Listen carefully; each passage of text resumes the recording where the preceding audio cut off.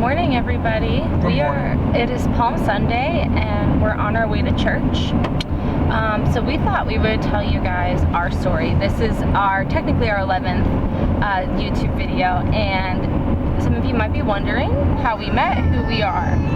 So we were going to share with you how two Protestant Christians meet at a Catholic university and get married. We have the kids in the back seat, so you will hear random noises from the little ones. Okay, let's get started. So why don't you tell them how you went to Franciscan University? So I went to Franciscan, offered a commuter grant program, which was half tuition, and obviously you live at home, so you don't have to pay for room, board, and all that. So it was a good local school, so I chose Franciscan.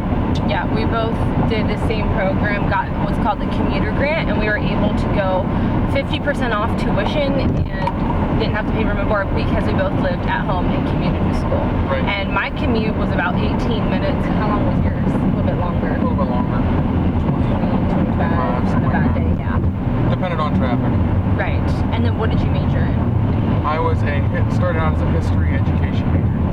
And I was just middle childhood education, and I did a minor in French, which is what I teach now. James was a year behind me in school, and we met in the admissions office. I was working there. Actually, you were working there before me. And then I got hired on in the fall of my sophomore year, and I met James. And I don't remember the day we met. It is not remarkable to me at all. I remember it, she does not. Yeah, so that's a disputed subject. Anyway, and what did you think when you first met me? This girl is nuts. This girl is absolutely nuts. I mean, I don't know why he thought that, but he didn't even know the half of it then.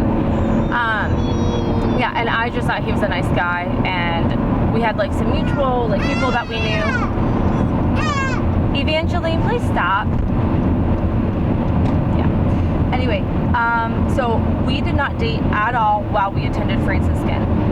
A year or two into our having met, James asked me to go square dancing, and that was our first outing together. We went square dancing, and I loved to dance. It was not a date. We just went as friends, and we went square dancing, and we started going pretty regularly after that with random groups of friends, and we would hang out, and we just had a lot of fun dancing is how our relationship really got started. Square dancing and tractor pulls. Yeah, very country things to do. Okay, so fast forward a little bit. I graduated from Franciscan. He still has a year left. I start working at a local public high school, so I'm still in the area. And we continue to hang out and go to different events together. Our repertoire of events expanded. We went to a concert together, different activities besides square dancing and tractor pulls. And I had some interest in some other guys. I actually was talking pretty seriously to a guy at our church, and that didn't work out. It was not God's will, and I was just really praying for God to reveal to me who his man for me was, because I really wanted to get married. I was done with college. I did my study abroad in France. I was just ready to move on into the next chapter of our life. We'll finish this later. We did not get to finish filming on Sunday because we have children, and you can make all the plans in the world, and they have their own agenda. Therefore, always have a backup plan. It's a beautiful spring evening. Yes. I'm in my winter coat because earlier it was really windy, and there's a cold front coming, so I thought it was going to be freezing, but it's not. So hence me in a winter coat and him in a t-shirt. How she keeps warm, how I keep warm. Yeah, we'll go with that. Anyway, where we left off on Sunday was, I think we were talking about square dancing. We talked about tractor pulls and the different things we did together. We went to a concert together with my cousin and his now wife. They were dating at the time, and we went to see Lady A. Yeah. Lady Annabelle. Formerly Lady Annabelle. And we went to the concert, and as friends, just he and I were just friends. It was just the four of us, and we had an absolute blast. We had a wonderful time. It was awesome. Went out to eat afterwards. Just had so much fun. And I think that was the turning point for me.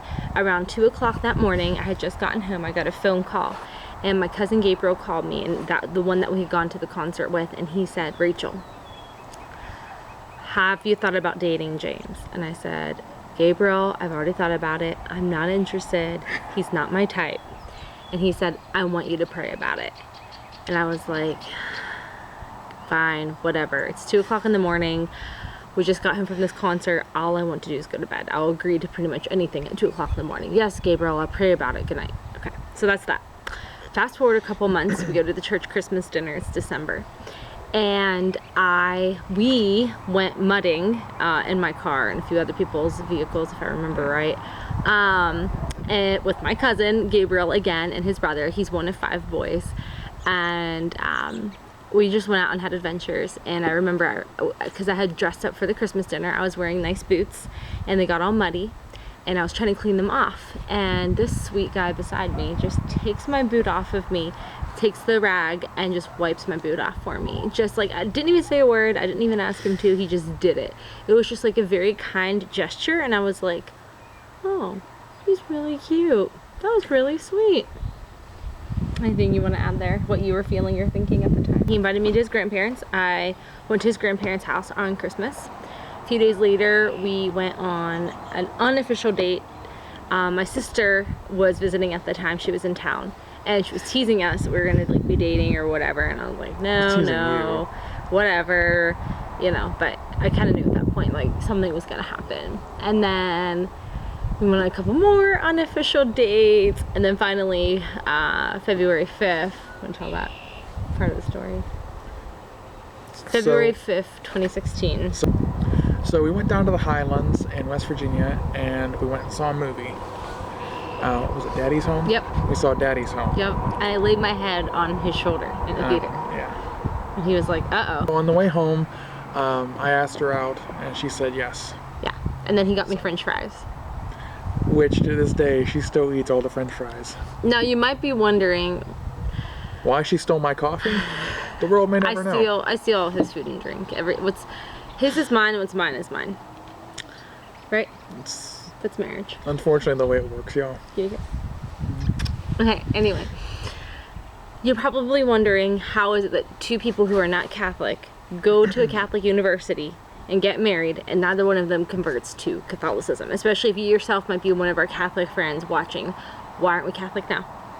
If you're not into religion or don't find religion interesting, you can just click out of our video now. We will be talking a little bit about religion and a little bit about faith. I am a born-again Christian. I was born and raised in the United Methodist denomination. I don't identify a specific denomination. I still go to a United Methodist church. However, I identify as a Christian before I identify with any denomination. I'm a follower of Jesus Christ. We are followers of Jesus Christ. And I went to Catholic University seeking the Lord. I wanted to seek His will for my future and His will for my life. And I wanted to draw closer to Him. And the way that I thought to do that at that time, while I was at Franciscan, was to participate in all of the religious I guess ceremonies, for lack of a better word, that Catholics participate in, because they seem to be close to Jesus, and they see those things as being tools to help them draw closer to Jesus. And so I thought, well, if it works for them, I'm going to try it too, because my ultimate goal in life is to be as close to Jesus as I can. That is my greatest desire and always has been. And so I started praying the rosary. I went to holy hours. I went to Mass. I went to daily Mass. And I even went to like a few Bible studies. I hung out with nuns. Side note, my best friend is now a sister, a TOR sister. So fun fact for you. Yeah, I started doing all those things. I had people come up to me and tell me that I was more Catholic than the Catholics on campus. And I thought that was funny, because what they saw in me participating in the Mass, except for receiving the Eucharist, what they saw me in praying and what they saw me in attending praise and worship was me being Catholic. I saw it as just looking for ways to draw as close to my Savior as I could. I didn't see it as being Catholic or religious. I saw it as wanting to draw closer to Jesus Christ and to His heart for me. That's kind of my journey. And then a few years into my college career, around junior year, I kind of started feeling tugged back towards my Protestant roots, and then by my senior year, I really had kind of come 360, and felt that the Holy Spirit was telling me that the Catholic faith, although beautiful and rich, was not for me, that the simplicity of the gospel is kind of lost in all of the religiosity of Catholicism, the added prayers, the added works, the added the 7 sacraments, all of that. I almost felt like the simplicity of the gospel, that Jesus came to earth, died on the cross, and 3 days later rose again to save his people from their sin, was lost in all the fluff. And that's ultimately what turned me back to the faith I grew up in. Do you have anything to that? He never wanted to be Catholic. He never explored Catholicism. He just was like, yep, Protestant, always gonna be Protestant. Yep. Yeah. Yeah. And we explained earlier, we both went to Franciscan ultimately to save money. That was like the original reason was half off tuition. So Great university. Great education. Great education. Yeah. And if you're a Protestant thinking about attending there for whatever reason, I mean, they're extremely welcoming to people of all faiths. I never felt discriminated against. I never felt awkward or weird. I always felt welcomed and loved there. Even for those of us that aren't into, that don't want to go to masses and things like that, the Protestants, or if you whatever, we have a commuter lounge that's where I hung out when was the commuter lounge. And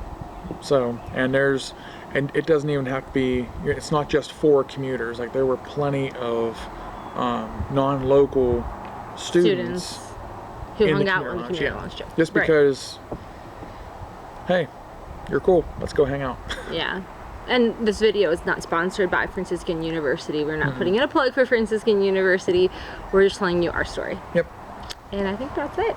Yep, that's it. All right, guys, we'll see you on our next video. Don't know what it's going to be about yet. We have a lot of things in the works here on the homestead.